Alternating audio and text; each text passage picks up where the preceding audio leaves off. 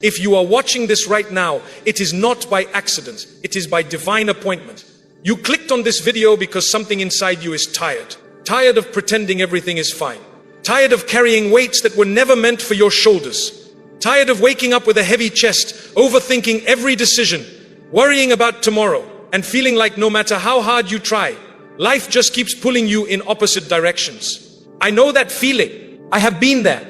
And if you stay with me until the end of this video, I promise you will walk away with a clear, practical, and deeply spiritual blueprint to finally stop stressing, put Allah first, and watch how life begins to align exactly as it should. Do not skip ahead. Do not switch tabs. Your peace is waiting on the other side of this conversation.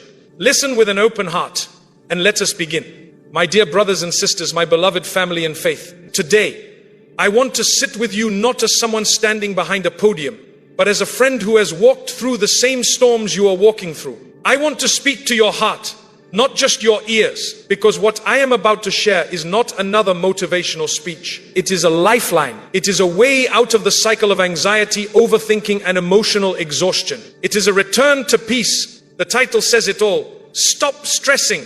Put Allah first and watch life align. Simple words, deep truth. But let us be honest with each other. We know the words. We have heard them before, yet we still lie awake at night. We still panic over bills, over relationships, over careers, over health, over the future. We still compare ourselves to others. We still feel like we are running on empty. Why?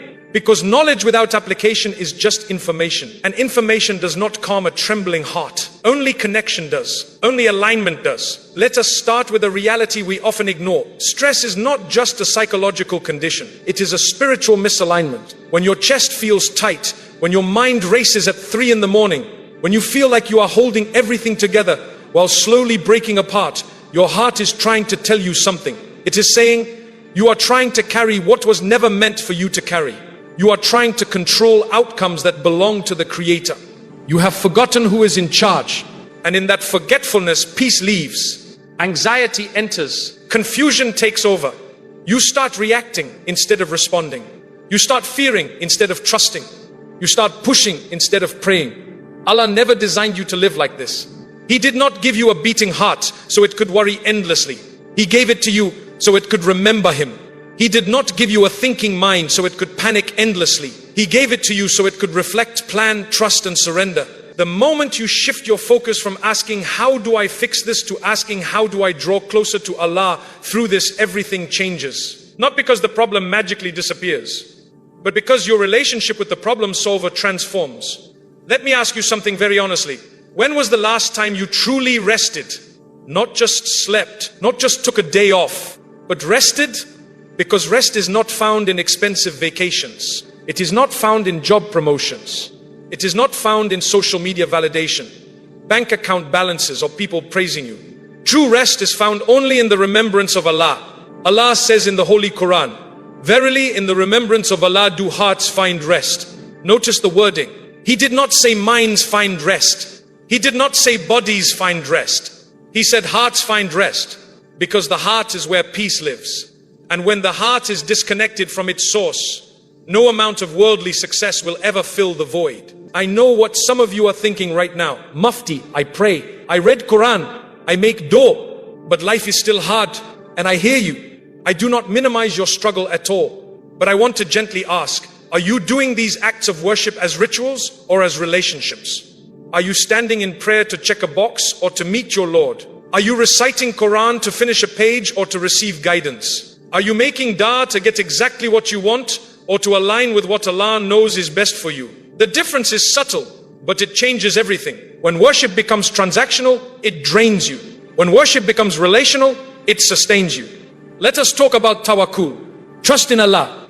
So many people misunderstand it. They think tawakkul means doing nothing and waiting for miracles to fall from the sky. That is not trust. That is negligence. The Prophet Muhammad, peace be upon him, gave us the perfect balance when he said, tie your camel and then place your trust in Allah. That is the formula. You do your part. You prepare. You work. You study. You apply for the job. You communicate clearly. You take the necessary steps. But once you have done everything within your control, you release the outcome to the one who controls all outcomes. You do not stress over results. You do not panic over delays. You do not collapse over rejections. Because you know something the world does not. Allah's timing is never late. His plan is never flawed. His wisdom is never questioned. Think about provision, risk. How many of you lie awake at night worrying about money, about rent, about school fees, about business losses, about unemployment? Allah says in the Holy Quran, and there is no creature on earth but that upon Allah is its provision. He did not say might be. He did not say hopefully. He said upon Allah is its provision. And He did not say it only for the birds or the animals. He said it for you as well. Yet we stress as if Allah's system has a leak. We overwork, overthink and overcomplicate as if our anxiety will somehow force the doors to open. But the doors open when the heart is aligned, not when the mind is frantic. I want to share a real example that many of you will relate to. A young sister came to me last year.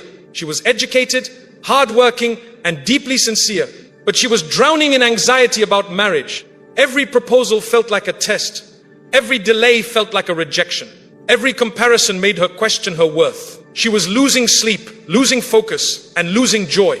I asked her a simple question. When you make dua for marriage, do you ask Allah for what is best for your faith, your character, and your ultimate peace? Or do you ask for a specific person, a specific timeline, a specific outcome? She paused. Tears came to her eyes. She said, I have been asking for what I want, not what He knows I need. We shifted her focus. We focused on purification, patience and trust. We reminded her that Allah does not delay to punish. He delays to prepare. Within a few months, not because she stopped looking, but because she stopped stressing, a proposal came that aligned perfectly with her values, her deen, and her peace. Not because she forced it, because she surrendered it.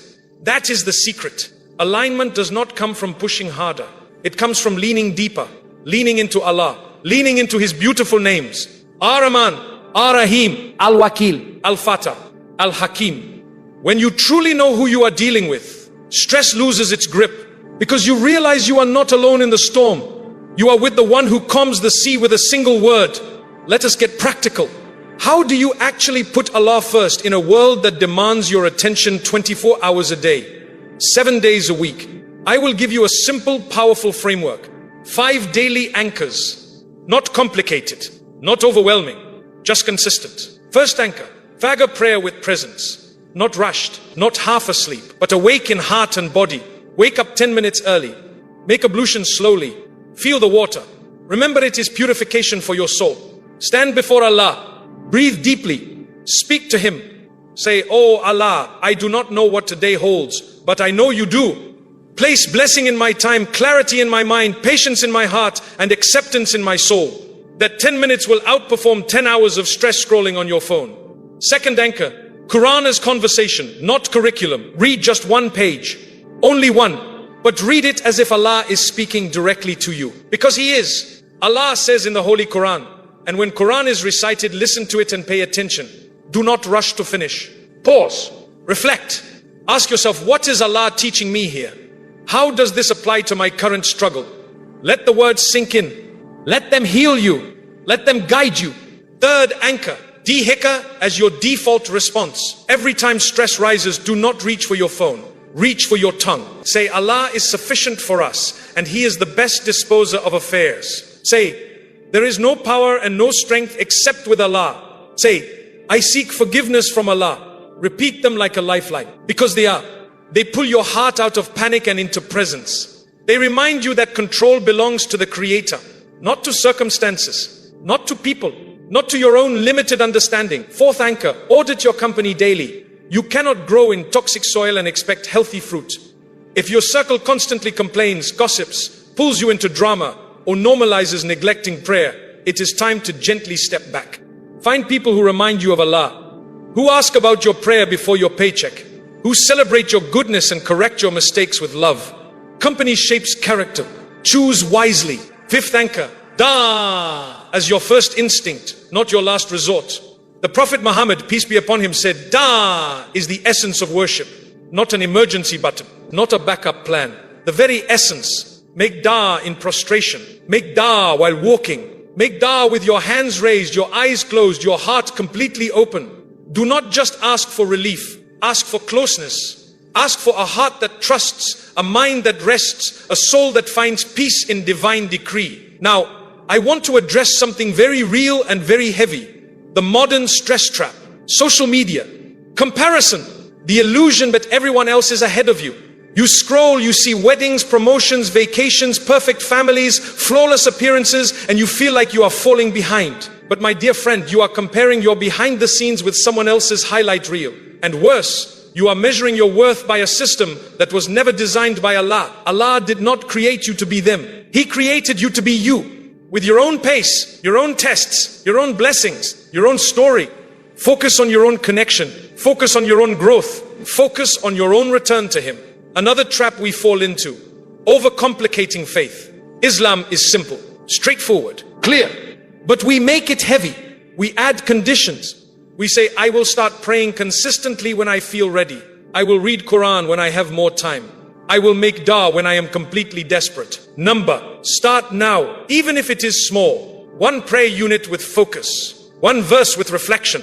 One sincere whisper to Allah. Consistency beats intensity every single time. The Prophet Muhammad, peace be upon him, said, the most beloved deeds to Allah are those done consistently, even if they are small. Small, steady steps will take you much further than giant, sporadic leaps. Let us talk about patience. Sabr. It is not passive waiting. It is active trust.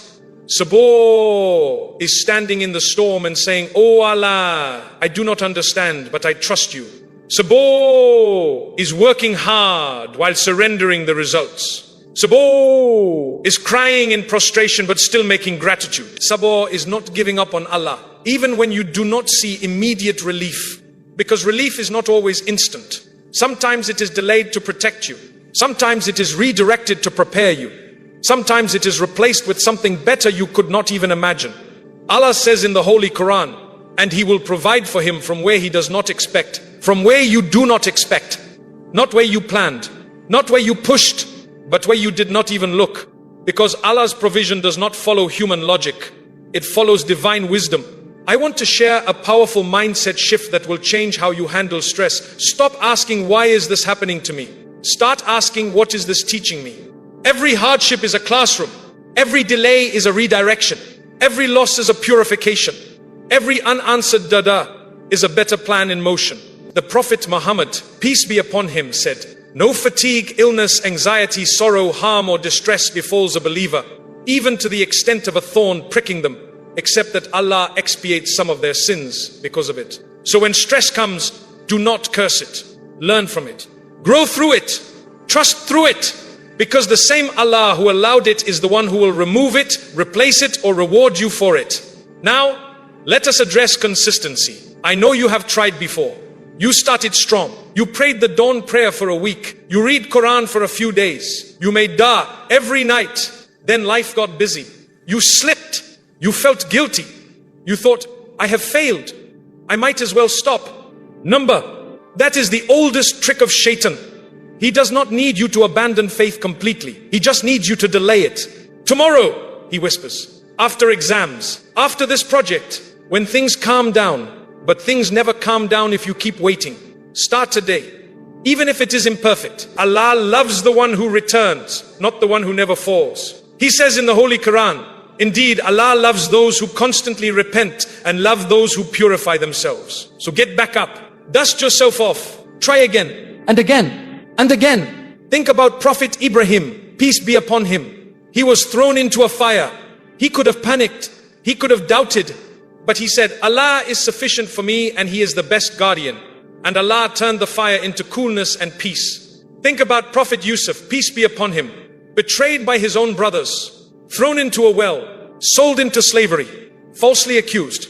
Imprisoned for years, yet he never cursed his fate. He never lost trust. He kept his character intact, and Allah raised him to a position of honor and authority, saving not just himself, but entire nations. Their stories are not meant to make you feel small. They are meant to make you feel hopeful. If Allah was with them in their darkest hours, He is with you in yours. Let me be very clear with you. Putting Allah first does not mean you stop working. It means you stop carrying the weight of the outcome. You plant the seed, but you trust the rain. You make the effort, but you leave the results to the wise. You show up, but you surrender the timeline. You do your best, and you leave the rest to the best. That is not passive. that is profoundly powerful. I want to leave you with a final reflection that I pray settles into your soul. Life alignment is not about perfect circumstances. It is about an aligned heart. When your heart is with Allah, your life will follow. Not because everything becomes easy, but because you become resilient. Not because problems disappear, but because your relationship with the problem solver deepens. Not because you control outcomes, but because you trust the controller. So today, I invite you to make a quiet, sincere decision, not for show, not out of guilt, but for your own soul. Say to yourself, from today, Allah is my priority, not my backup, not my emergency contact, my first call, my first thought, my first step. I will work, but I will trust. I will plan, but I will pray. I will strive, but I will surrender. And I will watch with faith how life aligns. Watch it. Watch how your anxiety softens into acceptance. Watch how your panic turns into peace. Watch how doors open in ways you never expected. Watch how people change, opportunities appear, hearts soften, paths clear. Not because you forced it, because you aligned it. Allah is waiting for you, not with disappointment, not with conditions, with mercy, with perfect timing, with wisdom, with a plan that is always better than yours. I will close with a dua that I pray changes your life as it has changed mine. O Allah, make my heart dependent on you, not on circumstances. Make my success tied to your pleasure, not to people's approval. Make my stress turn into trust, my fear into faith, my confusion into clarity. When my life feels out of control, remind me that you are in control. Always, completely, beautifully. Replace my anxiety with tranquility, my impatience with patience, my doubt with certainty. Guide my steps, protect my heart, fill my days with purpose, and let my life be a reflection of your mercy. Grant me the strength to put you first in every decision, every conversation, every silent thought. Let my worship be sincere, my trust be unwavering, and my peace be unshakable. Ameen. May Allah align your life with His perfect decree.